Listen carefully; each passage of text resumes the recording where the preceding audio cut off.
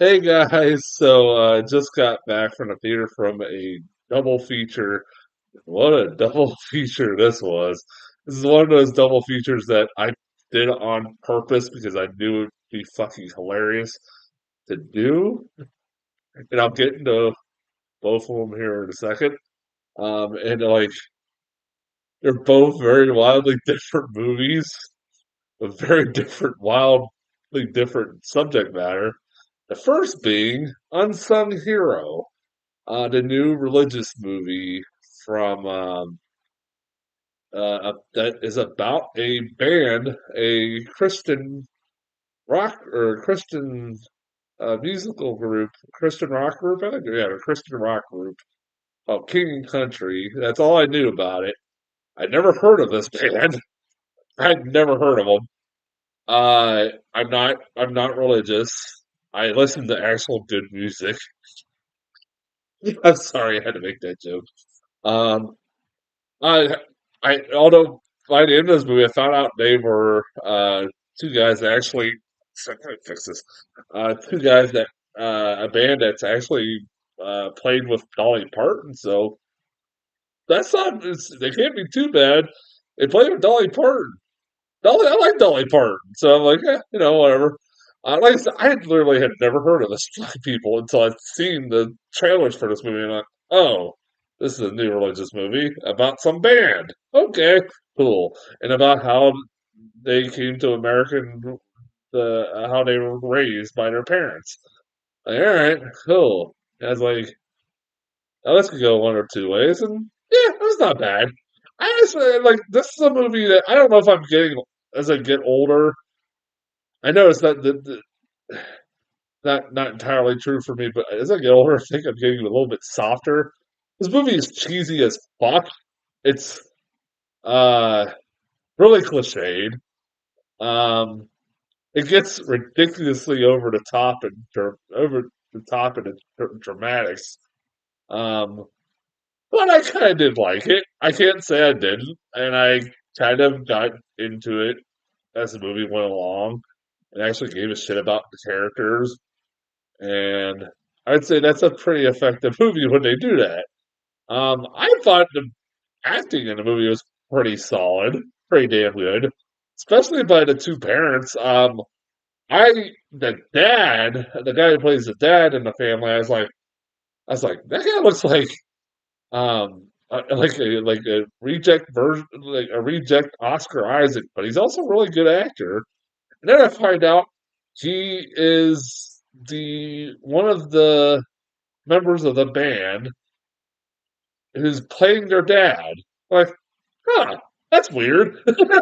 That's like that's fucking weird. And also, I sat there and thought about, well, isn't that really fucking weird? It's not as weird as not as weird as I, Ice Cube's son playing his dad in the Straight Outta Compton, which was fucking bizarre, but it was still pretty awesome. Um, Yeah, like I said, like he did a good. I thought he did a pretty good job. I don't know if he's ever acted before, but I thought he was good.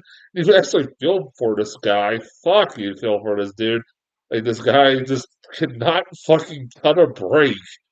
Um, I mean, the movie opens with probably one of the most awkward fucking birthday celebrations I've ever seen in my life. The movie I was laughing I was laughing at my ass off. It's like he finds out he's about to lose millions and millions of dollars. Is probably gonna be out of a fucking job. And then he comes home and they're throwing him a surprise birthday party. And they're like, oh shit, that sucks. They're all telling him how great he is. And he's just so fucking down and sad. It's fucking like, holy shit. Um, and the guy give the movie credit, made me feel for this poor dude. You're like, man, this guy, like, I, I've had those moments where it's like, I think I can sympathize. It's like, yeah, it feels like everything can go fucking wrong goes wrong. It happens to everybody in their lives. And this is a guy who's just trying to, like, literally to try to save. himself. He fucking moves his family from Australia to America with a false pretense that like he's gonna have a life, able to build a life there, and then he finds out when he gets there and it's not uh, what he was promised, and it's just like he has to start from scratch. It's fucking like it's horrible watching this family. Um, and they got fucking six kids and seven by the end of it. I'm like, Jesus Christ, this family was busy. Holy shit, was this family really busy? Um, for I'm not gonna get into that. The mom was really good too. I've never seen her. Look, what's the phone here? Was she ever? She looks familiar, but I didn't recognize her from anything. I'm gonna look this up real quick. She had anything I really recognized? Not wasn't a fucking religious movie. No.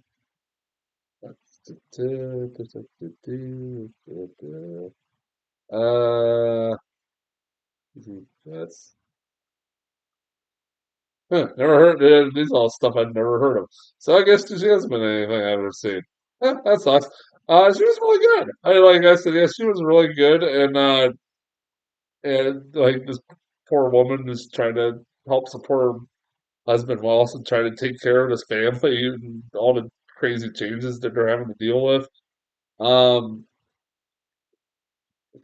yeah, like I said, there's there's actually like you get uh not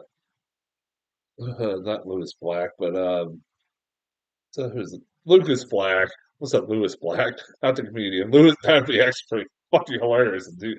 That would be a completely different role for Lewis Black. Lucas Black is the priest. Apparently Candace Cameron is his wife. I did not recognize her.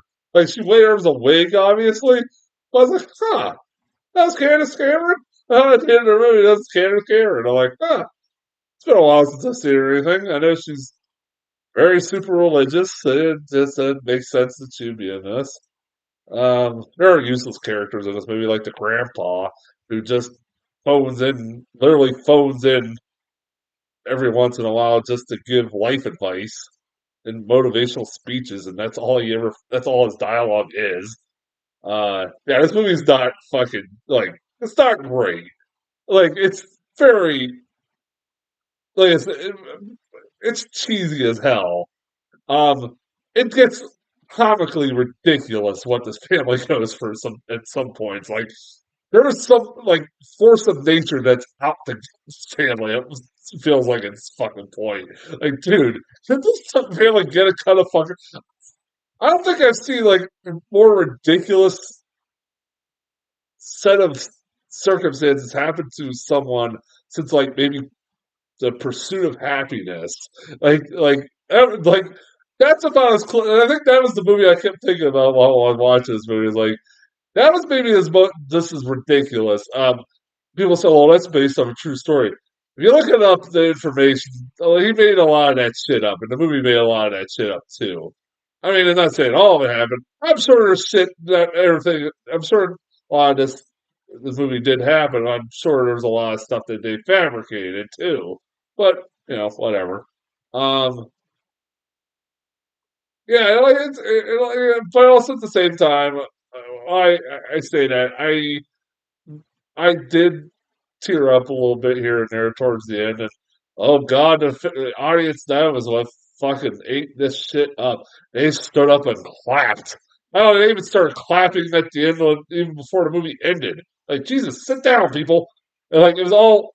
I was the youngest person in this theater, and I swear to God, old people are louder than children. I mean that like it was all old people. I decided if this was a church group that went and saw this or was a retirement home. Or just both. Um um and he like oh my god, one lady behind fought oh my god, fought minions. The trailer for that Despicable Me 4 was the funniest thing in the whole entire world. Oh God, and she loved. Stop talking about how much she loved the movie by the end of the movie.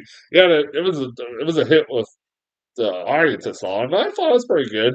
Like I said, I get if the movie can get me actually give shit about the people, even if it does get a little ridiculous, I gotta give it props. It was a solid B minus. Um, like I said, it's cheesy as hell. It's very paint by numbers. Uh, but still like an effective little cheesy movie that like the acting is pretty solid in it. So I was like, I can't fault the movie that much. And like I said, it was it was a pretty good movie, decent movie. Um, one of the funniest things about it was the trailers I got in front of us. Um, one, I found out that Whitebird is still coming out. Okay, I haven't talked about this, but I swear for over fucking 2 years, I swear even like since like 2020, I've got trailers for this fucking movie called Whitebird, which is a sequel slash prequel to Wonder. And it's a instead of about the kid with the disfigured face, it's about the kid who bullied him and got expelled from school. And his grandmother, is Helen Mirren, telling him about her experiences during the Holocaust. Because why the fuck not? Because that's an obvious transition from a movie about a kid with a disfigured face to like, okay, the next movie is just going to be about the Holocaust. Fuck it, why not? So, and I've had this trailer for long, like I swear, 3, 4 years. I'm not kidding when I say that. And it's been delayed so goddamn much to the point I just started laughing every time I see it get delayed again. Like, what is going on with this movie? Now it's apparently being backed by like one of the religious studios, like Kingdom. Like, okay, so now I think it's got a chance. It's supposed to come out in October. I fucking will see it when I believe it when it comes out at this point. So I'm like, God damn it, man, this movie is fucking. And then that was not the weirdest. The weirdest trailer I got was for a movie called. And I don't talk about trailers much, but I had to talk about this. A movie called My Penguin Friend. It's a movie about a fisherman who finds a penguin lost in the ocean, and he helps take care of him. And I swear to, I guarantee you, most people could not guess who the fuck plays the fisherman, because I could not fucking believe my eyes when I saw it on him on screen. If you want to take a guess? I'll give you like 5 seconds to figure out. If any of you guessed John Russo of the fucking Professional, you would be right. What the fuck? I haven't seen that dude in like a movie in like decades. I can't remember the last movie I've seen him in. And I went, when he popped up, it's like, John Russo? And I'm looking at my phone, like, shit, it's him. What's he doing in a movie about rescuing a penguin? One of the most baddest motherfuckers, like, in my childhood from the 90s. The guy who played these badass roles out rescuing penguins. What the fuck is going on in this world? Anyways, I just want to talk about that briefly. I thought that was pretty funny. And then one more review to do. So then I'll talk to you guys later.